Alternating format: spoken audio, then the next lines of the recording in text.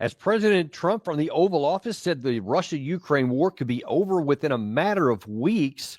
We're trying to find out what that peace might look like.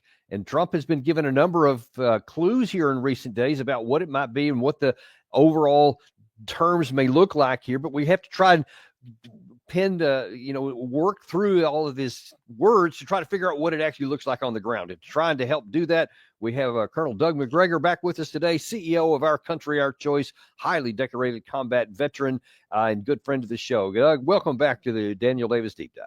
Sure, Dan. Always great to have you on here. Always a big fan favorite of our folks. They love it when you're on. And so we're really thrilled to have you on today, especially because Trump has been saying, and actually some of his senior administration officials have been saying in recent days, most recently on Sunday, I think it was, Carolyn Leavitt was answering questions for reporters out in front of the White House and said that a deal to end the war could come as early as the end of this coming week. And then on Monday, we had National Security Advisor Mike Waltz say also it could happen in a week or two. And then yesterday with Emmanuel Macron, he was asked how fast an end of war termination could come. Here's what he said. I think the war could end soon. Well, how soon? Within weeks.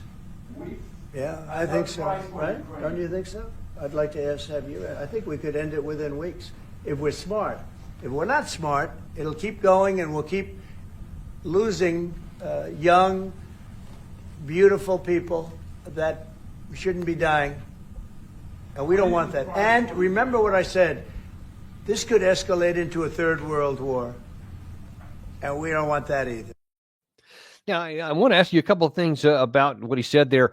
You may recall that a week or so ago at the Munich Security Conference that General Keith Kellogg, Trump's envoy for the Russia-Ukraine war, had said that, and had been saying for about the 2 weeks before that, that he said he wanted this thing to end within 100 days. And he had himself a timeline set and he was going for it. And then now here's Trump saying a few weeks. So he seems to be thinking he's getting closer to the end. How do you read that comment on 3 weeks? I'm not sure that I would attach too much significance to it. I think the most important thing at this stage of the game is that President Trump has announced he wants the war to end and he's willing to work towards that end with the Russians. That's very important. And he deserves eternal credit for that.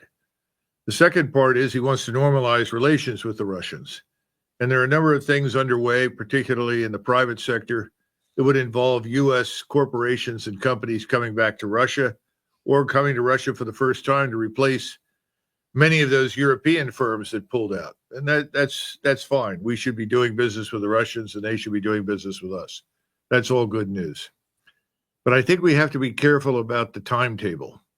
And I think Sergei Lavrov, the foreign minister, made that very clear in one sentence. Have you got that? Yeah, this, if you could pull it up. Yeah. He was saying here that this quote was, the president clearly said that we are ready to negotiate with Ukraine, with Europe, with any representative who in good faith would like to help achieve peace. But we will stop hostilities only when those negotiations give a firm, stable results that suits the Russian Federation. Yeah, I think that's a beautiful summation.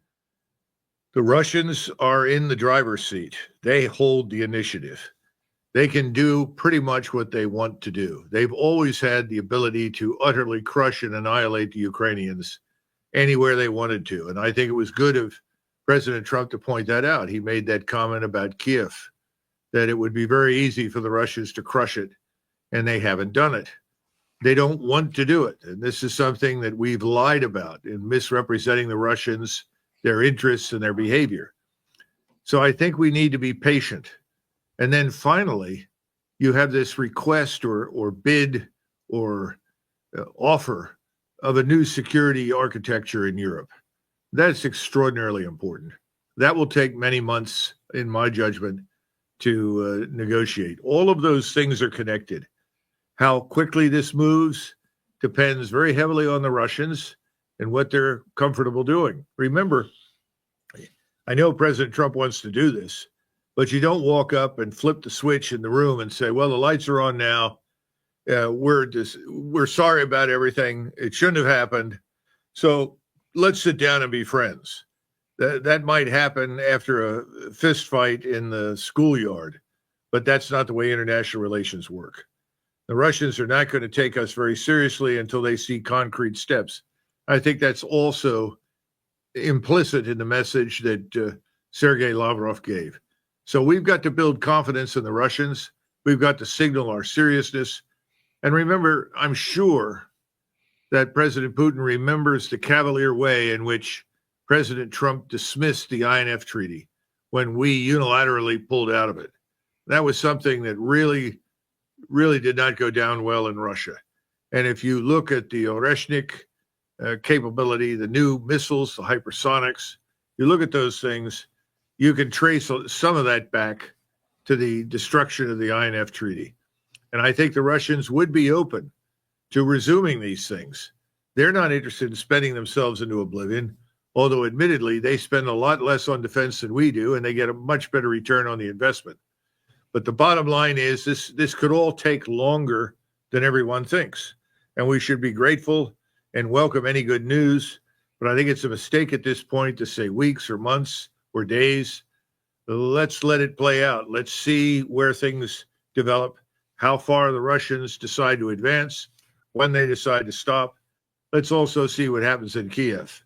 Zelensky is talking about, voluntarily resigning. Great. The sooner he leaves, the better.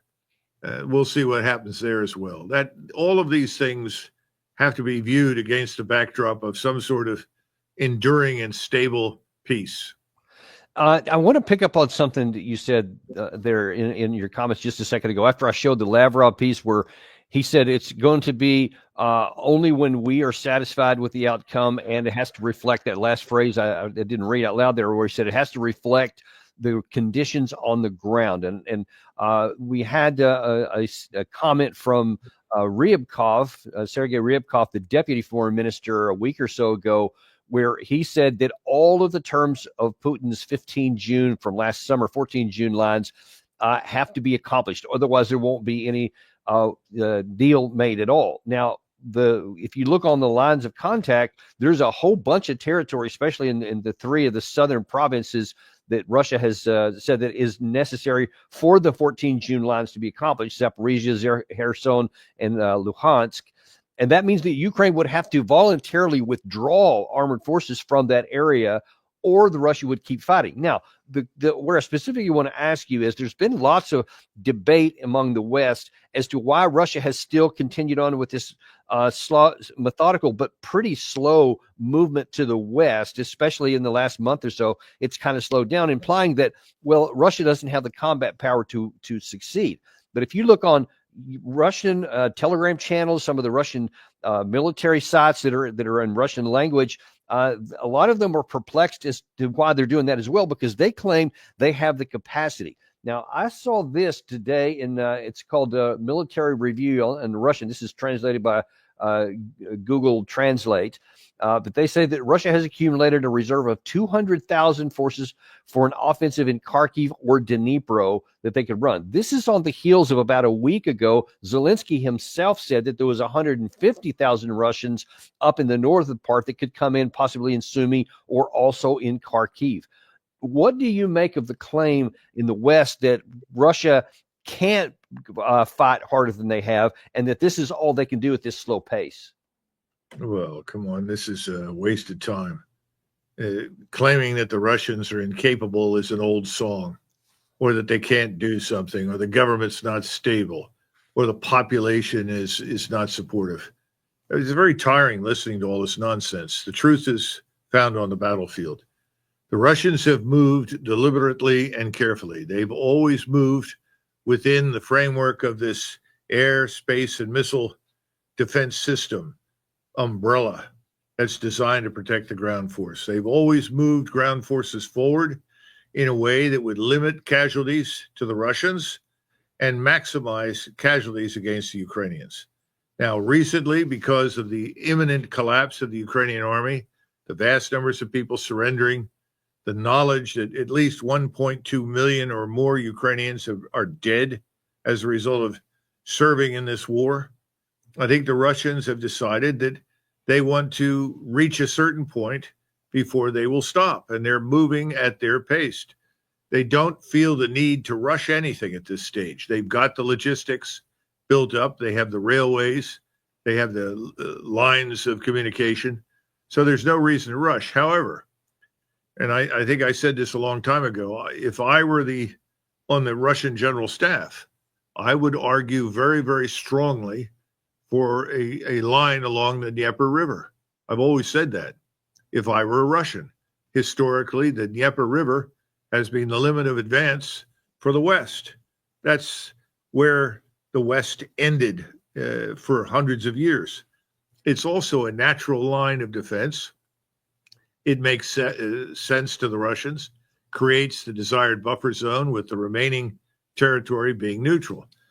But I'm sure that decisions have to be made about what else do we want to control before this ends. Kharkov was always a city that was Russian and Russian speaking, and the Russians want it. So I'm not surprised that we're going to see an offensive to take that. The second bit is to Dnipro, certainly. Dnipropetrovsk was the original name. That city is strategically key. That's understandable. The real question is, what about Odessa? I don't have an answer to that, and I don't think we'll have an answer until the Russians make up their mind. Now, the question for the Russians is, do they want Odessa in the hands of a neutral Ukraine that still harbors resentment, hatred, bitterness towards the Russians, that will utilize Odessa to introduce more arms than the Ukrainians are supposed to have, more munitions and so forth? I don't know what the Russians will do there. They could offer, to stay out of Odessa on the grounds that Odessa could be free and unoccupied militarily, as long as they had observers on the ground that could ensure that the ships were offloading or loading things that were not military in nature. I mean, there are different possibilities. On the other hand, they may go back and say, no, we want to make Ukraine a landlocked country. That's the only way we'll feel safe. I just don't know the answers to those questions. But I certainly think that this debate is occurring in the Kremlin. There are discussions, and I think we're just going to have to wait and see what they want. And we don't really know what was discussed between President Putin and President Trump, even though President Trump has allegedly said certain things, which again, I think is a mistake. Right now, I think we should all run silent, be grateful that we're within sight of the war's end, and that this is going to be negotiated in time, and we can begin withdrawing our forces that are wastefully deployed all along this line from the Baltic states all the way down along the Romanian border. It's crazy. We've wasted so much time and effort on this and money. This is a golden opportunity to get most of those forces out. That means most of 100,000 troops, Dan. Yeah, that certainly is almost certainly on the table to be discussed, whether we want it to or not.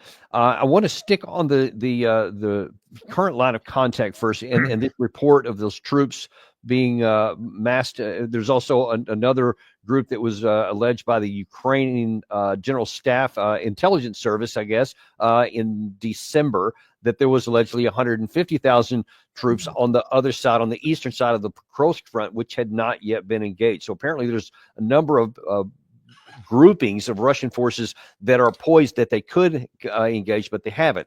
Now, I have been engaged with some folks who are trying to pierce together what the Russians may want. And there seems to be the theory that if Putin can get in negotiations with Trump all those June 15 lines and get the Ukrainian side to willingly withdraw back to those administrative borders, then he might be willing to have a deal with that. But that if not, if he can't get it and whatever timeline, and no one really knows, that these forces could then come into play and there could be a swamping of the Ukraine forces. How do you see that possibility? No, I think that's eminently possible. And the Grand Mufti, who is the leader of the Islamic community in Russia, visited with President Putin recently, gave him a gift of a sword and a shield, beautiful, and said that the Islamic community stands 100% with Russia and behind him. But there was also an indication that there was a desire to wish him well with what looks like a coming offensive. So that may well be the case. And again, that's their call. They have to decide what they want to do. We all know when you're a soldier and you're at the end of a conflict, you have to ask the question, how much longer do we want to fight? Because no matter what the enemy does, however badly mauled the enemy is, you're still likely to lose more soldiers if you fight him. And you have to ask the question, how many more lives do I want to lose at this point? I'm sure President Putin does not want to lose more Russian lives. I'm also quite confident he doesn't want to unnecessarily kill more Ukrainians. But that's a judgment call. His generals have to confer with him. They have to make a decision. So I don't think we know at this stage. We really just don't know. But I'm sure we will find out in March. And so let me ask you on the other side of that equation, what will be the pressures on Trump, and how could he navigate this if Putin does, if they get into actual discussions for end of war termination, and they said, okay, listen, you talk about you want some good relations after this is over.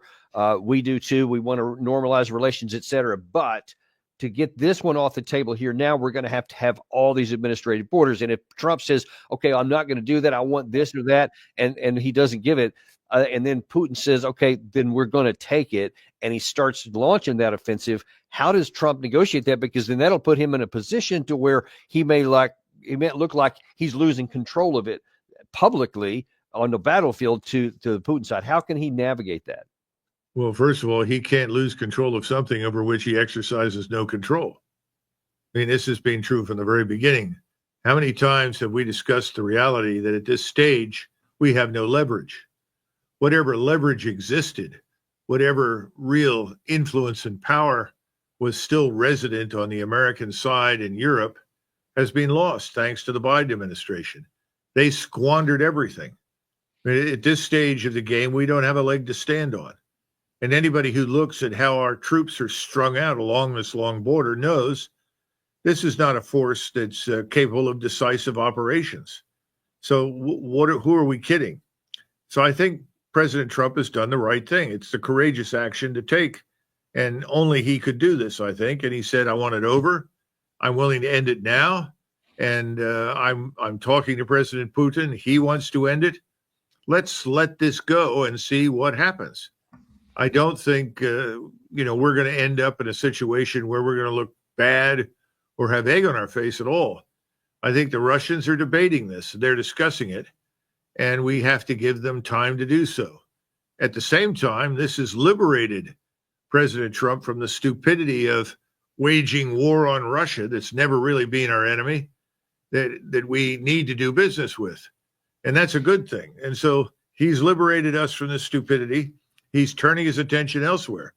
We have an enormous problem in the Middle East. It is rigged for an explosion on a scale that we haven't seen in 40, 50 years, probably longer. He knows that. We have a very fragile economy right now. We're doing everything we can. I know the president is and his administration to deal with it, but it's fragile. So these things are in the back, I'm sure, of his mind, and he's thinking about them.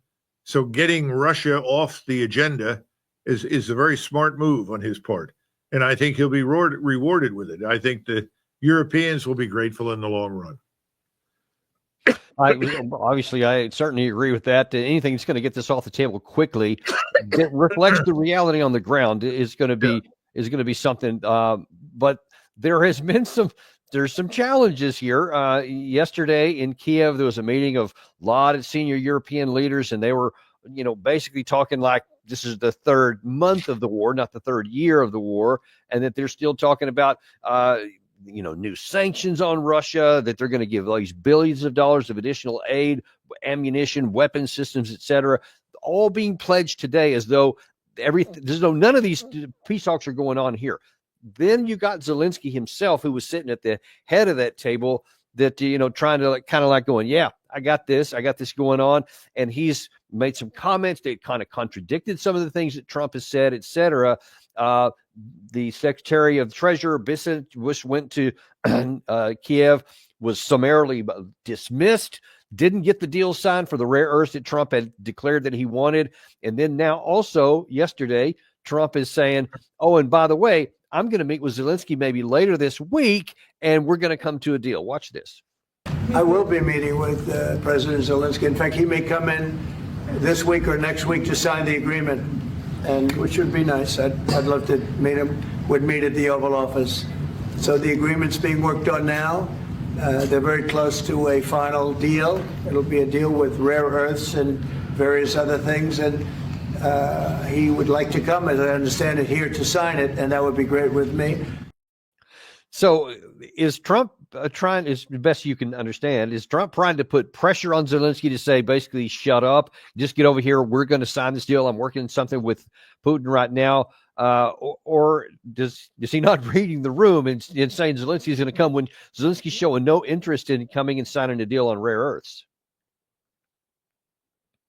I'm really quite shocked about Zelensky, and I'm also amazed at how polite President Trump is being. He's been remarkably polite. The truth is, Zelensky's no longer relevant. He needs to shut up and get off the stage as quickly as possible. The longer he stays there, the higher the probability that he doesn't live long. He needs to understand that. He needs to stop listening to the British and the French, who are feeding him a lot of nonsense that have no chance whatsoever of helping him, especially that principal clown in the European circus, Boris Johnson, who was recently in Kiev again. Good Lord, it's appalling. The man's an ass. So Trump is going to do whatever President Trump wants to do. And President Trump is not an enemy of Ukraine by any means, but he wants peace and stability in Europe, and he's going to deliver it. And I think Putin is going to help him deliver that. Bojo from London isn't, and Macron in Paris is almost as irrelevant as Zelensky. It's unfortunate that we say that, but truthfully it is. He could have been much more relevant if he had taken a more strident position earlier against the stupidity, but he refuses to do that. So I think at this stage of the game, Zelensky's irrelevant. It doesn't matter what he says or does. And the British and the French need to go home, and they need to tell their troops to stand down. They're not going anywhere. No one wants them anywhere, least of all the Russians in Ukraine. So I think this war will end when the Russians are content and satisfied with what they've accomplished, when there are no longer any Nazis running around in eastern Ukraine, which is absurd. I think those things will happen. It will all end. But the British and the French are living in a dream world. They're behaving as though they are great powers. They really aren't. They're middleweight powers at this point. They don't have much in the way of armed forces. That's not our fault. That's theirs. And they need to understand that. It's getting to the point where if you have nothing to put on the table, then shut up and get out. Okay, well, somebody who's not taking that advice is, besides the British and the French, is the Secretary General, the current Secretary General of NATO, Mark Rutte, who yesterday had this strange thing to say. Ukraine continues to endure with courage that does not falter, hope that does not fade, and a spirit that cannot be broken. NATO has stood with Ukraine throughout Russia's brutal war of aggression to keep the flame of freedom burning. We have kept Ukraine strong by providing arms, equipment, and training. The bravery and resilience of the Ukrainian people are an inspiration to the world. NATO will continue to support and stand with Ukraine and help it through the challenges ahead to ensure this war can end with a just and lasting peace. I mean, what planet is this guy living on that he's talking about, all this heroism and all of this help that's going to continue on, and that somehow Ukraine will get to call the shots on ending the war? I mean, doesn't that put NATO in a position to where it could be undercutting its own credibility? Oh, obviously, NATO is increasingly an empty facade. Once again, that's not President Trump's fault. That tragic outcome is a consequence of President Biden and these globalist fools that are still in power in places like Paris and London, and for that matter, even still in Berlin. And of course, Mark Rutte really needs to consider resigning. And if he feels very strongly about what he said, he should volunteer his services, get on a uniform, pick up a weapon, fly to Kiev, and offer his services in the front lines. I don't see that happening, but that's what he ought to do. because what he's just said is just pure, unadulterated nonsense. There's nothing humane or democratic about Ukraine under Zelensky. Zelensky bans the largest Christian church in Ukraine. Zelensky puts people in jail at will. There is no habeas corpus. People are shanghaied into military service. Ukrainian secret police shows up and puts a bullet through anybody's head who refuses to comply. Zelensky is a little Stalin. The notion that anybody should lift a finger to defend this man and the disaster he's created is tragic and laughable. Ruta doesn't know what he's talking about. But these people are going to bloviate no matter what. They're going to go down with the ship, believe me. And that's where they're on. They're on the Titanic, and they're standing on the bridge, and the water has reached them. They've had it. And I've got to put this, because you mentioned a lot of this was really just fed and bred and it's sustained in the previous administration, and some in the Democratic Party are still wanting to play that same song. Let's not forget, America. Maybe there are some who say enough already. If we give in to Putin now, America will inevitably pay the price later. That's what history has shown. When you give in to thugs, when you give in to dictators, you pay the price. Hasn't Donald Trump and his allies learned the lessons of history? This struggle is in every way about the ultimate security of the American people. You know what's sad to me, Doug, is I think he really believes what he said is true, that, oh my gosh, we can't let this happen as though we have a choice in it, because otherwise it's going to be Hitler and he's going to roll all over us. But golly, that's just so detached from any kind of reality. It's hard to even comment on. Schumer and his colleagues lived perpetually in 1939. It's the old rope-a-dope strategy. Tell everybody that the opponent is Hitler, and that the world is at risk, and we must all marshal our forces and march against them. I'm sure we're going to hear something similar in the near future about the Middle East, in order to get everybody to mobilize and support the Israelis and the resumption of their campaign in Gaza and the opening of the new campaign in the West Bank and Iran and so forth. So this is all the same crap, frankly. Remember Lyndon Baines Johnson telling everybody, if we don't defeat these Viet Cong here in Vietnam, we'll be fighting them on the streets of Los Angeles. It's the same old mantra. It's all crap. Forget it. And my advice to Chuck Schumer, who's never served a day in his life in the military, nor, as far as I can tell, any of his relatives, perhaps he should think about exchanging his suit for a uniform and join Mark Rutte on the same airplane, and they can all fly to Kiev and join this dying That's cause. A great idea. Help the recruiting. Go down with a ship. No one here will miss him. Yeah, I'd like to see that. I bet if that was the case, that anyone who made those public statements would have to back it up with a rifle in their hands. Might change the narrative, I would say. Speaking of the narrative, I want to jump back into Trump's comments from yesterday and how this might end, because the comments were made in the context of Emmanuel Macron, who was in the White House, and he's been a big advocate of having French or British peacekeepers patrol any kind of settlement, almost like a North-South Korea kind of DMZ kind of a situation. He's talked about that a lot. One wonders if he had mentioned that in his conversation with Trump, because when in terms of a ceasefire, in terms of peacekeepers, Trump had this to say.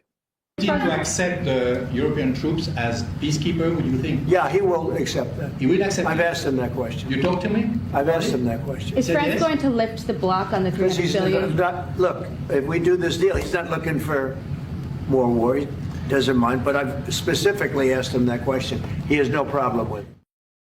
Yeah, and then afterwards, today, actually, the Russian media and then had referred to something that Sergei Lavrov had said earlier about peacekeepers, and this is Dmitry Peskov earlier today said that what Lavrov said on the 18th of February is still valid, which was, we were clear with our counterparts that President Putin has repeatedly emphasized that NATO expansion and absorption of Ukraine was a direct threat to the interest of the Russian Federation and our sovereignty.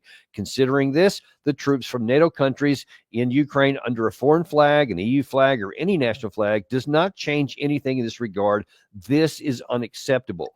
So my understanding from some of the other things I've read is that Russia would theoretically possibly consider some kind of neutral troops if that was to their benefit, but under no circumstances would it be NATO people. So what do you make of Trump saying that Putin told him that it would be acceptable to them? Well, I think that President Putin probably pointed out, and I think President Trump, for whatever reason, left it out, that European troops would be acceptable provided they were not NATO members. So if you take that seriously, you have the Austrians, for instance, who are still at least legitimately or legally neutral despite their leanings against Russia. You also have a similar phenomenon with the Swiss. They're still neutral, if not in practice, certainly in theory. I know that other things have been discussed, like troops from India that are experienced peacekeepers. The point is, I don't know that President Trump parsed his words as well as he should have, but I don't see any evidence that the Russians will back off of exactly what Peskov said and what Lavrov has said, and I'm sure Putin has said. If you're a NATO member, you don't send any troops into Ukraine under any circumstances. Yeah, and what do you make about a report I read this morning that Turkey is apparently offering to the consideration of their troops as any kind of buffer troops there? And do you think that would be acceptable to Russia? No, I don't think so. Not just because they're still NATO members. Obviously, the Turks can leave NATO. That might change the complexion of things. But the Turks have also supported Ukraine during this war with equipment and technology. So I rather suspect that would not be well received. There are other places they can go for peacekeepers if they need them. This is we need to go back to OSCE, the Organization of Security and Cooperation in Europe. They need to provide observers. I don't think the Russians will object to that, unarmed observers. Then you need to figure out who you're going to have in there, at least temporarily, to help maintain stability in Ukraine. Now, getting back to something else that Zelensky, this discussion with Zelensky very briefly, the Ukrainian people have had it with him. All these lies about how popular he is and has the support of the Ukrainian people are just that, they're lies. Ukrainians would like this to end yesterday, and they're sick to death of Zelensky. If you take away his British U.S. security force that surrounds him and protects him, these mercenaries, he's not going to be there for 10 minutes before he's offed. So I think we need to deal with the facts, and nothing this man says is true. Everything that comes out of his mouth is a lie. Ruda needs to wake up to that. Everybody in Europe does. This man is a total charlatan, and he's been part of the fool's play that has been running nonstop since February 2022. I want to talk on one last thing that from this Trump meeting that he had here. All journalists. Yeah, that's some of the lies. By the way, this is what Gary's showing you right here is a video that Zelensky put out showing how heroic his country is and all this. I think this was either today or yesterday. A little bit slanted, we can say, which gives validation to what you just said, that it's all a bunch of lies. Last thing I want to talk about here is one of the last things that was mentioned in that conversation at the White House was that Trump was saying, hey, we want an end to war, but maybe we can just start with a ceasefire. I'd like to go directly to an agreement, but ceasefire will always happen a little bit quicker. And every day you're saving thousands, or at least hundreds, but thousands in some cases lives. So we want to see if we can get that done. But I think that one of those full screens I just showed you there was that Lavrov has said, no, we're not going to do that. They have been emphatic about saying that we will continue to fight until a sustaining agreement is done. Yeah, that's the one he said. He said, we will stop hostilities only when the negotiations give a firm, stable result. So that tells us that there's not going to be a ceasefire. Putin himself said there's not going to be a ceasefire. So when you hear Macron or Trump or any of these other people talk about a ceasefire, that may be historically common in these kinds of situations, but it doesn't appear that the Russians are going to do that. Why do you suppose that would be? Why the Russians won't sign up for a ceasefire? Right. Because they haven't reached the finish line yet. Remember, they listed conditions. total denazification. In other words, the Ukrainian state has to be rendered incapable of threatening Russia. You know, those things haven't happened yet. The Ukrainian armed forces must be destroyed. And that's what's happening. The last remnants of it are being destroyed. And then finally, they need a new government in Kiev.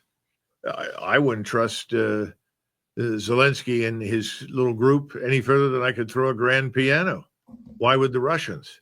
I mean, why would the Russians trust anybody, including us, given the way we've lied to them repeatedly, and given what we heard about the Minsk Accords, thanks to Merkel, who opened her mouth and told the truth for a change? This sort of thing, we've got to come to terms with reality. This is about Russian national security. They have legitimate national security interests in Ukraine. They always have. We have legitimate national security interests in Mexico. And we're going to see those interests come into play in the future pretty quickly. And it'll be interesting to see how we react. I think we will react much as the Russians did towards Ukraine. The point is, nothing's going to happen until the Russians are confident and comfortable with the outcome on the ground.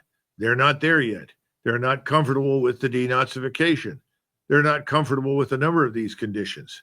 Again, that's why it's so important to get control of Ukraine, of the Kiev government.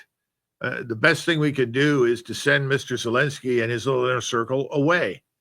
I don't know if they want to bring back Zaluzhny, who's the former general that's currently sitting as ambassador in London.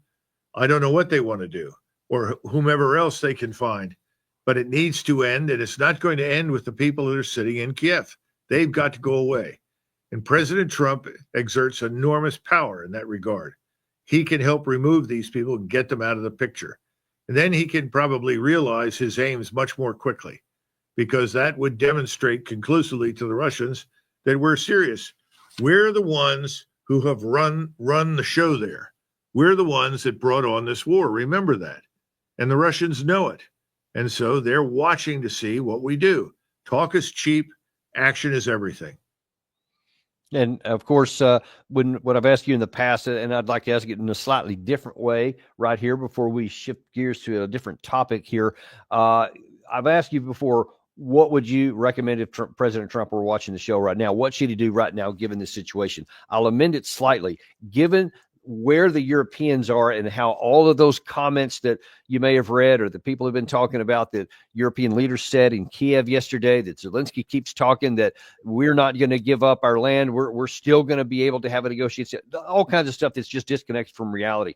But that's where they are, mentality. If Trump did what you have suggested, which is end our support, bring our troops home, and everybody who's over there, bring it out, and then submit to the June 15th lines, if I recall correctly, let me not put words in your mouth, then how would he navigate that, Trump, with the rest of Europe that wouldn't rupture in negative ways for the United States in relationships that keeps things going good for us?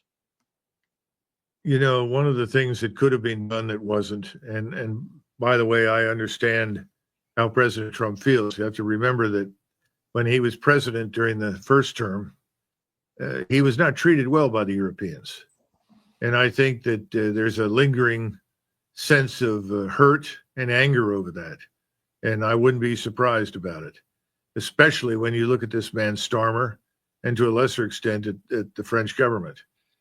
President Trump has a lot of influence, and I don't want to go into detail, but he can make it very clear what we will not do in the future if they do not cease and desist. Now, it would have been nice had the delegation that we sent to Saudi Arabia essentially decamped and went to Berlin, Paris, and London to address the Europeans in those governments directly and say, this is what we've discussed. This is what we have agreed to in principle. And this is what we're going to do next. That would have been helpful. We really didn't do that. And I understand why. But at this point, the Europeans, instead of seeing which way the wind is blowing and understanding that this war is going to end, and it's not going to end the way they want it to, it's going to end the way Moscow wants to end it. And we're prepared to accept that because, after all, they live there. Eastern Ukraine is next door. We don't. and we respect their wishes. I mean, that's really what President Trump has signaled. And if the Europeans aren't going to get on board, there are a lot of things that can be done immediately behind the scenes that could be, let us say, detrimental to the political careers of the people that are currently sitting in power in these capital cities. And President Trump knows that. And it's up to him whether or not he feels that he's got to do that to make his influence felt. Remember, Eisenhower had a disagreement with the British and the French and the Israelis in 1956. He made his influence felt, and everyone withdrew and got on side. We're still, vis-a-vis Europe, that powerful, and they know that. And it's in their interest to work with us, not against us. So Rutte needs to go. He should resign. And so should these people in London and Paris if they're not going to do what's in the best interest of their country. Again, all you have to do is look at the opinion polls. Remember that Vice President Vance made the issue. They're acting against the will of their people. He's absolutely right. The opinion polls are obvious. There's no one chomping at the bit in Northumberland or Wales or Cheshire. Can't wait to get on the airplane, put on a uniform, and fly to Ukraine.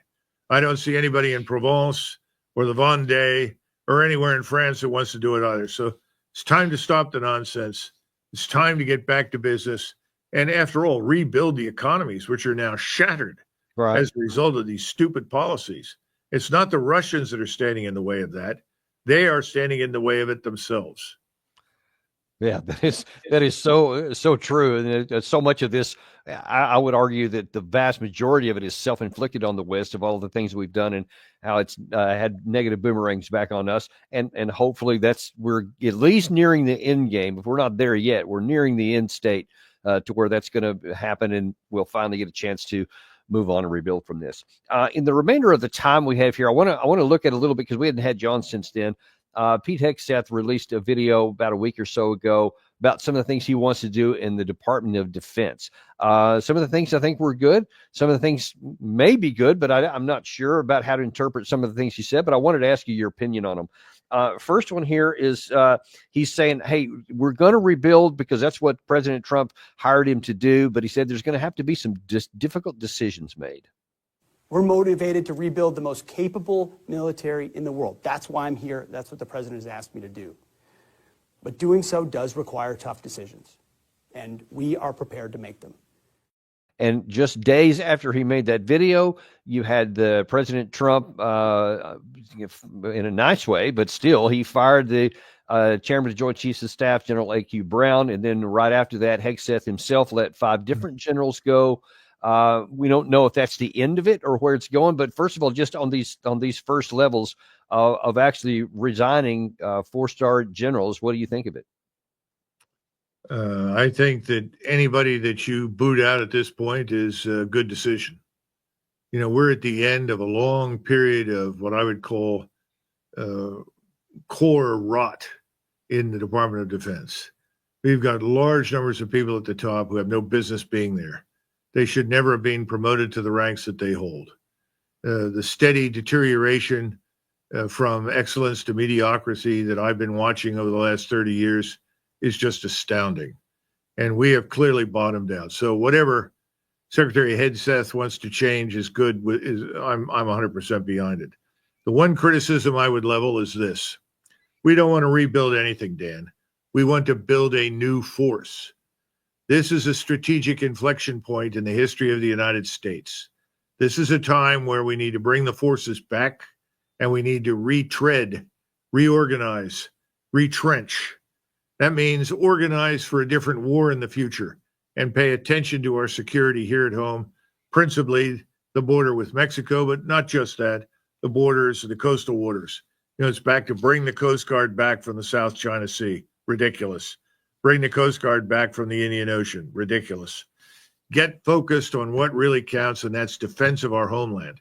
That has been ignored for far too long. But build a new force, and that can be done. Stop clinging tenaciously to the past. You know, there's this old expression from Peter Drucker. He said, people will always cling to the past and to the obsolete. They will never willingly march forward and adopt something new. The only way to get rid of the obsolete is to stop doing what you're doing. You know, one of the things that Secretary Hegseth and the new Secretary of the Navy ought to do is bring in a snapshot from the satellites regarding where all the ships at sea are in the United States Navy, surface vessels and submarines. They can do that. And then look at what the picture was 30 years ago. And I've actually participated in this, and I can tell you that picture hasn't changed much. And the real question is why? You know, I listened to someone today that said, we have to build a much bigger Navy. Really? Is that the answer? A bigger version of what we have? We're not about to fight Jutland. We're not about to fight Midway. This is a new world. Are these big surface capital ships really what we want for the future? I don't think so. It's as dumb as the idea that we ought to organize the army to deploy to the Eurasian continent and fight against the Russians or the Chinese or somebody else. That's crazy. Those days are over. We're never going to get across those oceans. The submarines will sink us. Missiles will sink us. We don't have to have surface vessels all over the world because we have satellite-based surveillance, reconnaissance, intelligence. We can find things out. What are we doing? Cutting squares in the ocean, in the Indian Ocean, waiting for what? It doesn't make any sense. We've got to sit down and take an honest look at ourselves. You know, the Marines have tried to do this. I think the outcome's been a disaster because there's also a tendency to throw the baby out with the bathwater. Oh, we don't need any more of X. No, that's not necessarily true. We may not need as many of X. We may need fewer, but we're still going to need a lot of X. And, you know, the Marine Corps, the heart of the Marine Corps, the backbone is the infantry. We need the infantry. That infantry needs to be part of the larger ground force. It is in France. It is in Great Britain. It's vital and essential that we have access to Marine infantry to cooperate with us, not be treated as a second army, but be seen as an integral part of the larger ground force that can perform that infantry mission.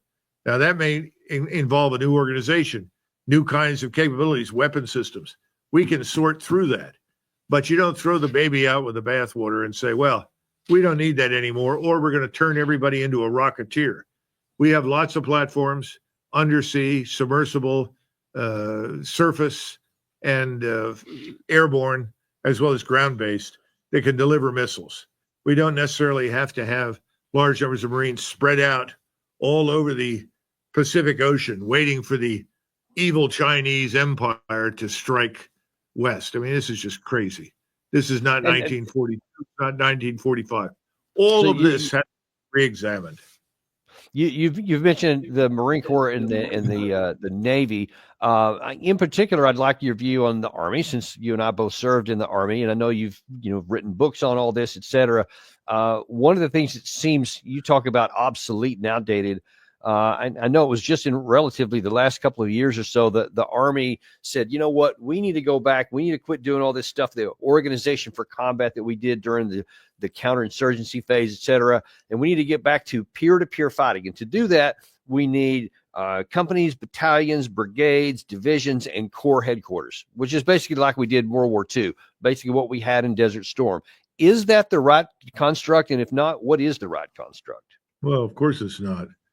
And there are lots of people in the Army that understand that. We're not going to refight the Second World War. We don't want to. And if we try to do it, particularly against the Russians, we'll be annihilated.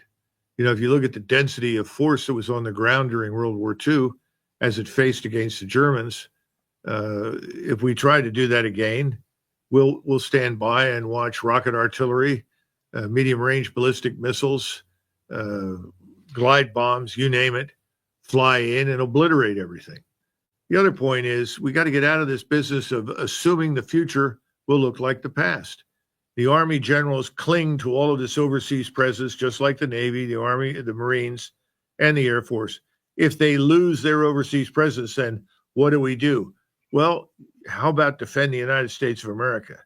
I can come up with a good rationale for 500,000 troops, most 90% of whom are here inside the United States. They may be organized differently, may be equipped differently, and be capable of different things. But we have problems here inside the country, and we have them on our borders. The Army has a role to play. We need to look at our Guard and Reserve, and they need to mirror, in many respects, the regular Army. We've lost touch with all of these things, and we've worn a lot of people out. We've driven a lot of talent out.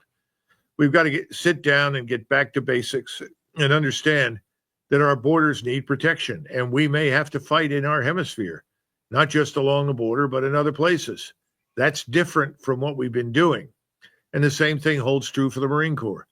The future is bright if we're willing to step back and look at things differently. And by the way, we may have to get smaller first.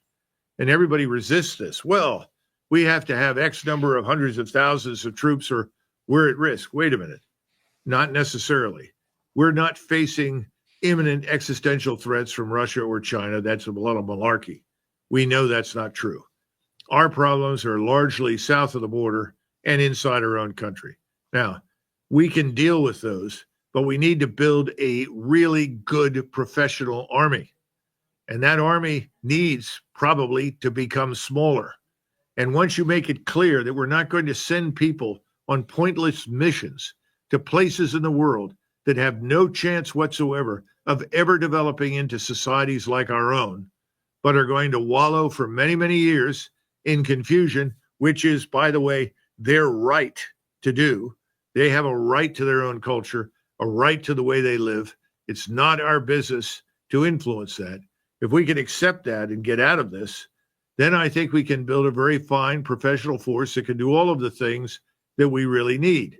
But the notion that we should be prepared to go thousands of miles away from home and conduct campaigns on the scale of World War II, Korea, Vietnam, or finally Desert Storm, and what we've seen over the last 20 years, is absolutely ludicrous. Well, let me ask you, Doug, because one of the pushbacks to that has always been, oh my God, you can't do that because now then you'll retrench. You just want to be a, what is the term they always use? You just want to be pull back everywhere, and you're a surrender monkey. And if we did that, then everybody's going to take advantage, and the vacuum will be filled by Russia, by China, by who knows who, but it'll be our enemies, and they'll all be against us, and we'll just pull back into our little fortress Americana, and we'll be isolationist. What do you say to that argument? Years ago, I had a friend who was a 3-star general. He was the director of the National Security Agency. And he was asked point blank the same kind of question. At the time, people were concerned about a Soviet military presence in Nicaragua. And this presents an existential threat to the United States. And he thought about it, and he said, if the Soviets really want to go into Nicaragua, we should consider sending a brigade of military policemen down there to direct traffic into the country. What a mess. What a disaster. Why would anyone in their right mind want to commit forces to these places? What are they going to do? And the answer is waste a lot of money, waste lives, alienate, and probably pointlessly kill and maim large numbers of people that live there. I mean, I've heard these arguments all the time. We heard it in Vietnam. We heard it subsequently. If we're not right there, ready to go, the world will fall apart. It's not going to fall apart, but the world is going to be different. And we've talked about that. We're talking about regional actors now coming to the fore. We see great power civilizations like Iran, India, China roaring back into focus and playing a role in the world. We need to get out of this business of thinking that we are the indispensable power. We aren't. The only thing that's indispensable to us is what we do here at home. We need to think of ourselves in those terms and stop wasting money, resources, and capabilities elsewhere. And if we are going to have alliances in the future, and I'm one of these people that thinks we should have little, what I would call, LLCs, limited liability partnerships with other countries. In other words, let's cooperate for this purpose. When that purpose is at an end, the cooperation doesn't need to completely end, but it certainly should end in a military sense. And the same thing is true with others. In other words, let's not fall into this trap that we've been in for so many years of trying to create these alliances that live on a hair trigger, designed to fight somebody somewhere. And then when they no longer have that mission, we try to breathe new life into the comatose body of the alliance like NATO and then use it for our purposes someplace else. You remember, NATO's either out of area or out of business. Well, I don't think most of those Europeans wanted to go out of area at all. So what have we done to them? Nothing good. And I think we have to back up from all of this and rethink what we're doing and who we are. It's very difficult because the biggest problem, Dan, this will disrupt, if not end, the money flow. And how do you justify all these crazy things if you're not going to get any money for it? Well, you're not. And I think President Trump has already talked about that when he said we'll cut our defense budgets in half. Obviously, he doesn't realize how much less everybody spends than us. But I think the Doge crowd is going to find that out. I don't know how much will work because, again, first you have to change the strategy, then you build a new structure. This is the time for that. This is the ideal time in the history of mankind for us to do that. We don't want to miss it. Yeah, truly. I would argue, Doug, that if we get everything with the Russia-Ukraine war off the table, in the threat of any clash between the Russians and the United States and or Europe, that's the perfect time to actually get in some of these reforms you said, because now then you have the strategic vulnerabilities are less and the opportunity to do that. We'll see if it actually takes care of that. Yeah, and by the way, Dan, I think President Trump can achieve that with the Chinese, particularly if it works with Moscow. I think that opportunity will present itself. Right now, people don't understand in the United States that most people beyond our borders want nothing to do with a war. Yeah. They just don't. If you visit China, you visit Korea, visit Japan, and see the monumental buildings these people have created, the societies that they've created. They're very different from us, but they work. They're very good. They're very effective. They're not interested in putting all of that at risk. Anybody who thinks so is absolutely deranged. Yeah, and we certainly don't need to be going down that path anyway. Last thing here in the last few minutes that we got here, what if you can talk about a show that you've got coming on next month? Tell us a little bit about that. Well, we originally wanted this to come out on the 11th of March. I think it's going to be a little later. Everything takes longer than you think, Dan, as you well know. But this is, I think the current preference is to turn it into Macgregor's Focus on America. Right now they're calling it Macgregor, but I think we'll end up talking about the Focus on America. And we want to cover a variety of topics. Most will be domestic. There will be talk about foreign and defense policy. And if we have conflicts and crises in the near future, and I fully expect that we will certainly cover those things. But we want to talk about health, food production. We want to talk about medical care. We want to talk about all the things that are important to the American people. And to the extent that we can, we want to go out there and meet with Americans and talk to them and listen to what they have to say and get those Americans engaged so that they can be seen and heard by their countrymen. So that's where we want to go.